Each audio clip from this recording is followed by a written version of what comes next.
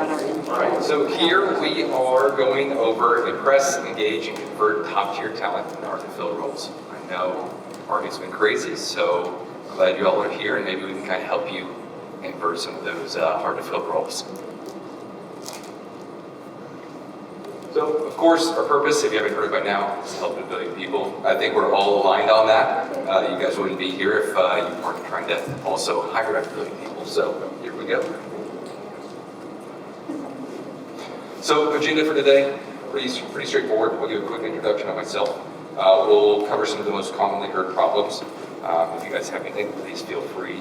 If you want to add in, we'll make sure to go through that. We'll go through our POV. We'll go through our suggested approach. And I'll give you a quick highlight of the feature itself, and then we'll go into any kind of FAQs that we can make sure to help you out with.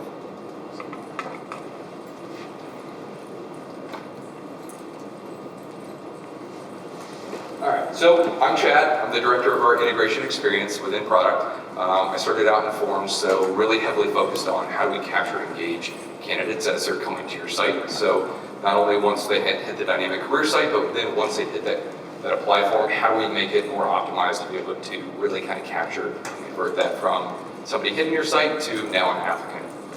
So I've dug in pretty deep, and I'm excited to see or share with you and get your feedback on some of the things that we've been creating within.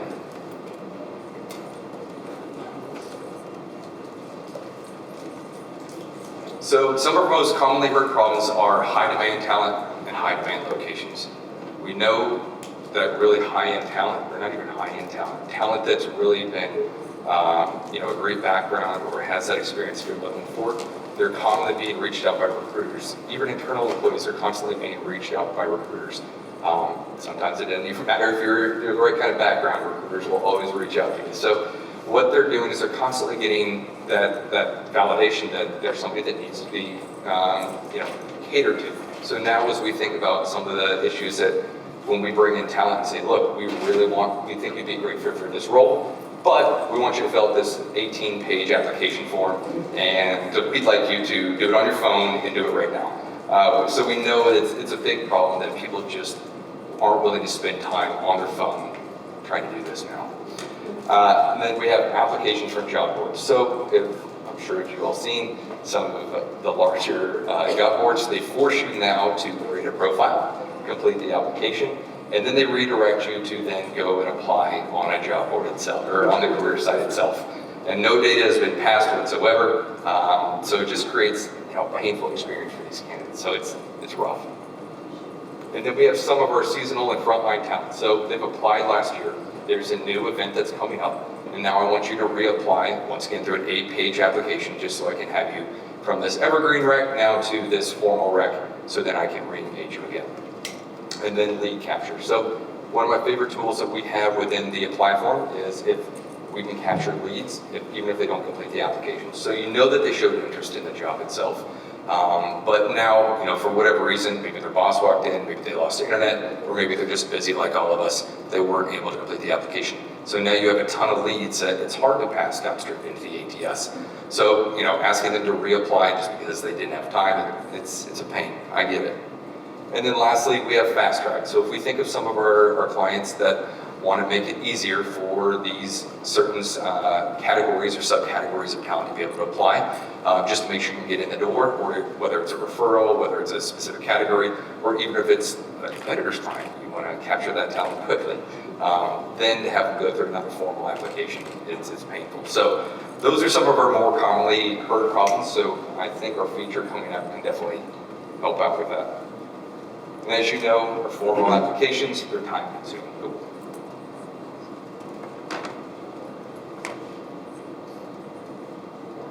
Formal applications are time consuming. Sometimes they make you just want to throw away the phone, especially for the ones that aren't mobile friendly. Luckily, we do have a mobile friendly and a quick apply. Then once again, if you've already applied on a third-party career site, creating that profile and then filling out their application form and then redoing it on our career site, it's painful. Leads that have already expressed interest, so whether they've joined your talent community or if they've done a quick apply or you brought them in through any other platform, having them reapply is extremely painful. So from our point of view, What do we want, or how do we think we can make it easier for you?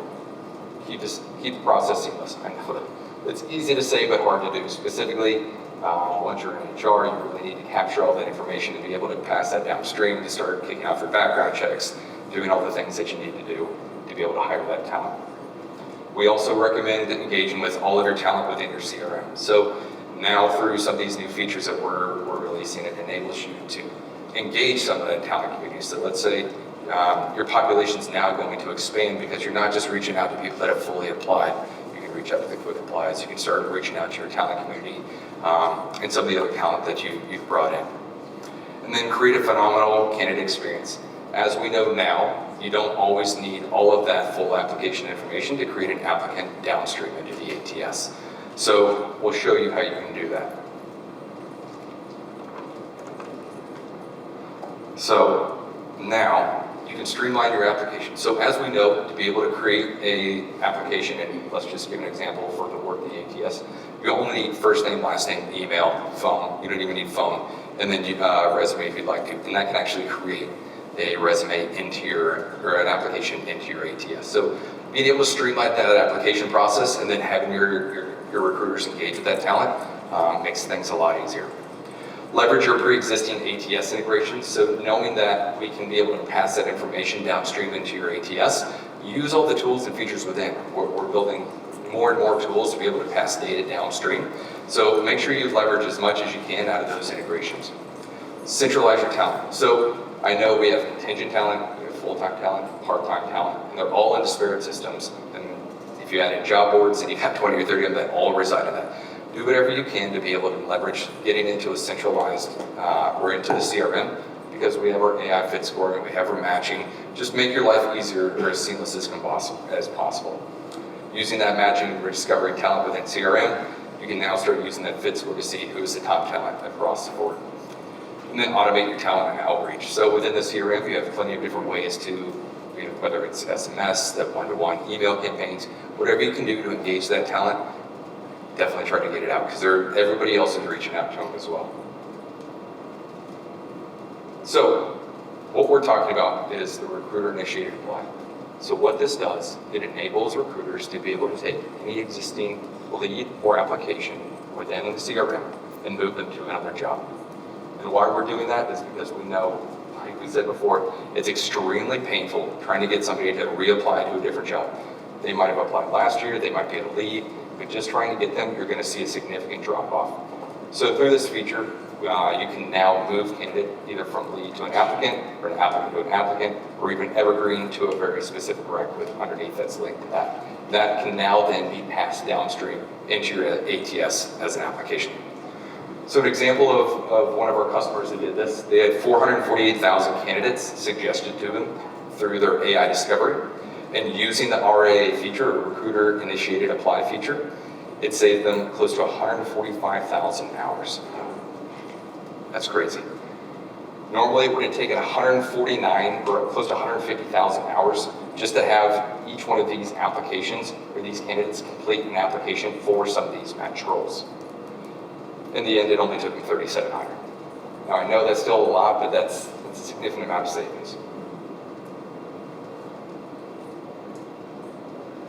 So, as you can see, if you go up to you're in your CRM itself, go to a candidate, you can select that candidate, and we'll have a drop down with 3 ellipses, and it's going to say add a job.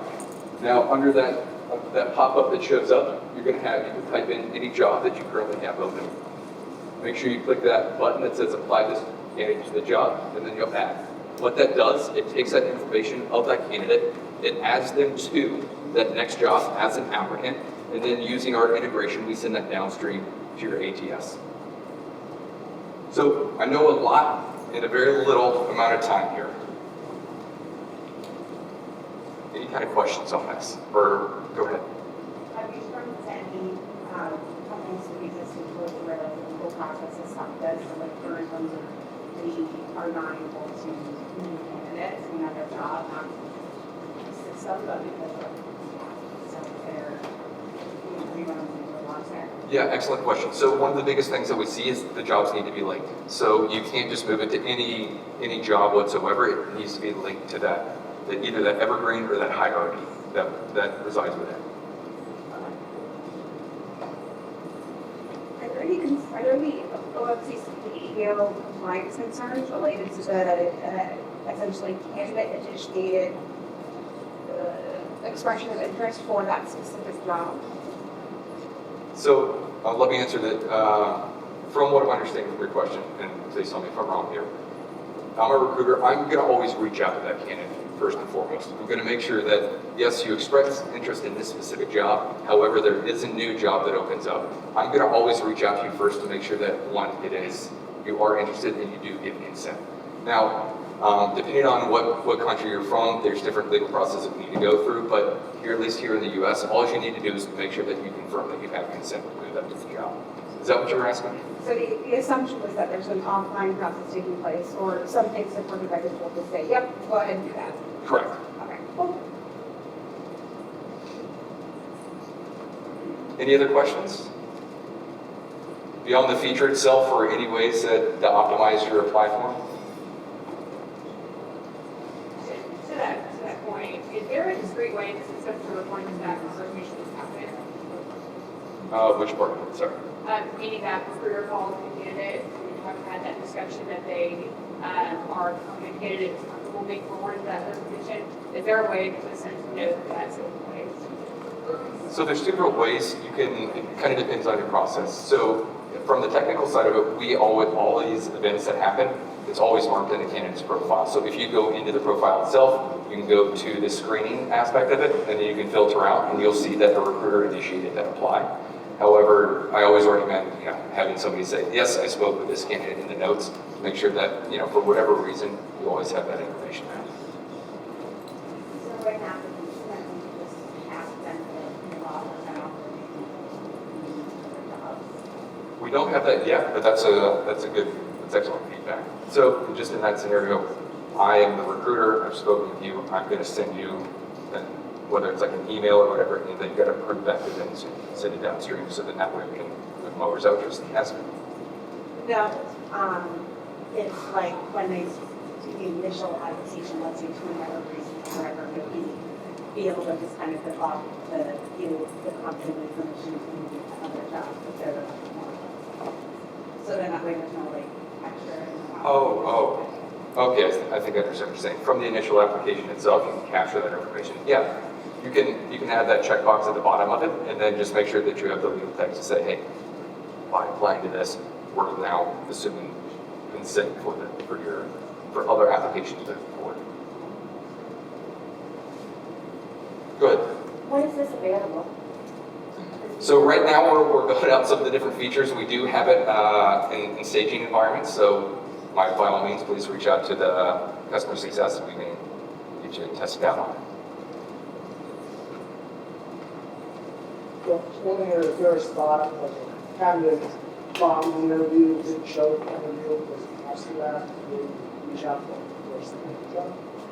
So on the candidate profile, you're going to have all your recruiter notes. So within the CRM itself, you have all of your information about that candidate's previous interviews or any notes that are in there. So before moving forward, we don't have any kind of pop-ups that would say this candidate bombed an interview, but you would have those notes from previous interviews. So I like this. Yeah, it's all one centralized candidate profile.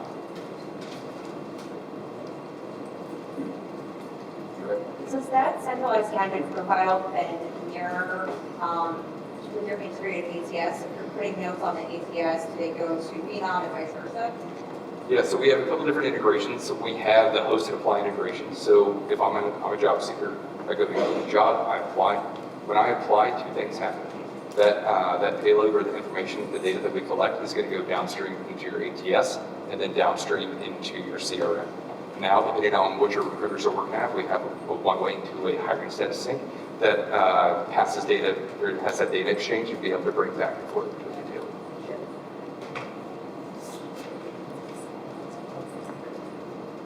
Is there a cost? Yes, and it's a feature plus volume cost.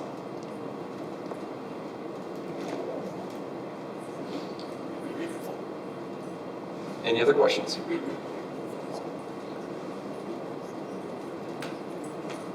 Go ahead. you have any data around the fit score? How accurate the fit score is at actually assessing the talent or the job? I don't, but I don't work in that side, but I can definitely introduce you to the right PM for that.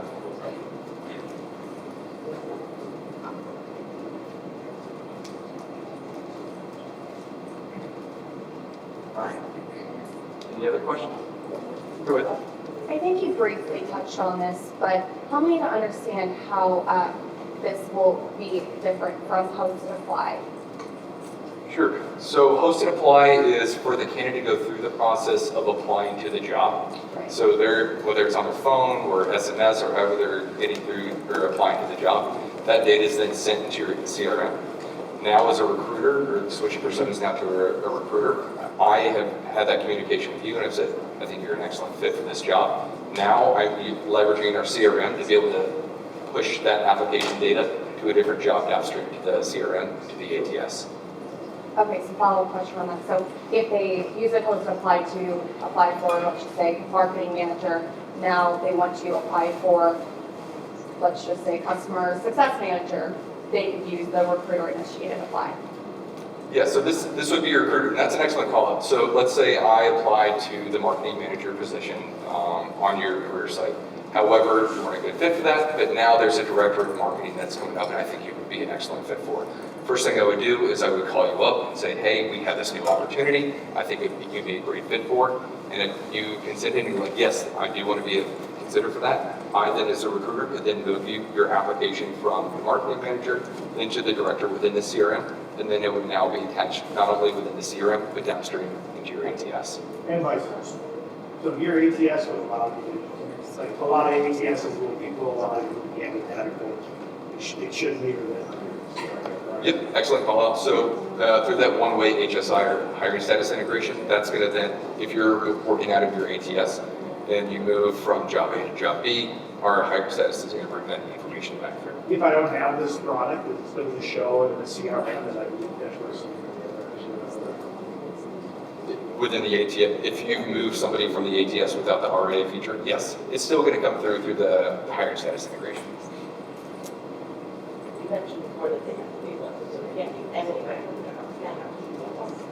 So there's two different ways. It kind of depends on however your organization is set up. So if we think about like staffing opportunities or staffing agencies typically don't have as strict operational rules within that, but within corporate organizations typically there are some rules that say we will not allow you to be a brand new job. So it's through a job status sync. We're going to know that those two jobs are linked, so we'll pull that through. We'll see the plan.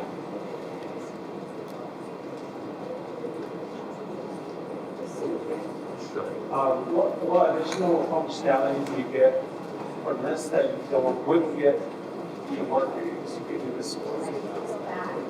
Sure. So if your recruiters are operating out of your CRM, now we're trying to get everybody to take full advantage of all different features within the CRM. But you're absolutely right. If your recruiters, or even if you split it, right, your recruiters are working on your ATS sources or CRM. Now you would just make sure that everybody's following the same process. Does that answer your question? Great. Well, I have a question about this. Since you declined, you said something earlier about that you check boxes that the candidate would authorize that shift.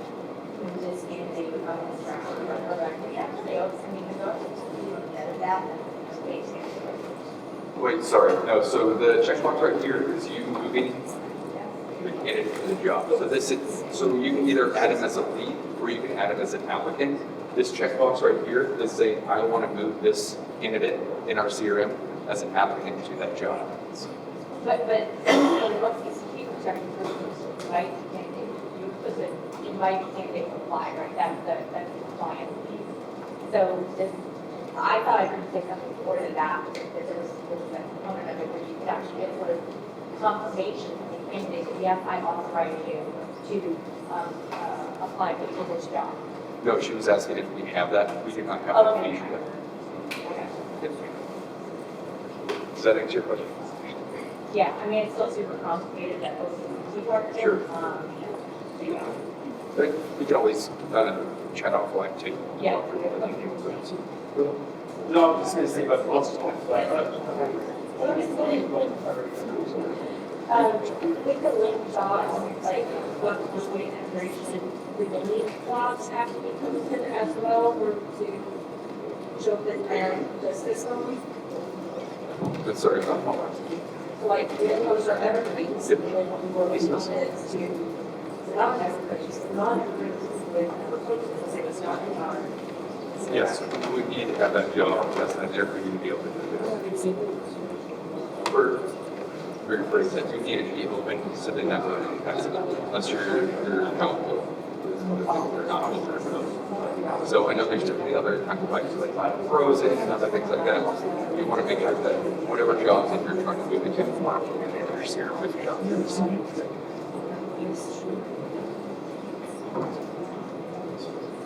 Go ahead. So I understand that the main thing is the checkbox at the bottom, the apply. However, I can already, what was mentioned, move them in my ATS if I get their permission, and it's automatically going to do that in Phenom as well. So my question is, how is this any different from me choosing some candidates that are in Phenom and sending a campaign with a job apply link or anything like that? Like, what would adding this option do that I can't already do now?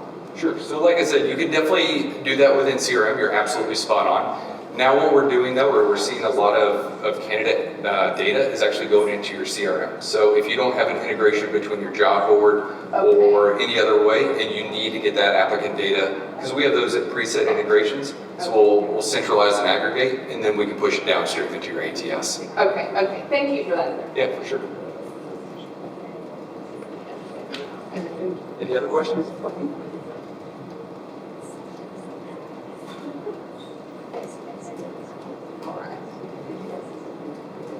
I will give you back almost 8 minutes of your day. I appreciate it. Have a good day.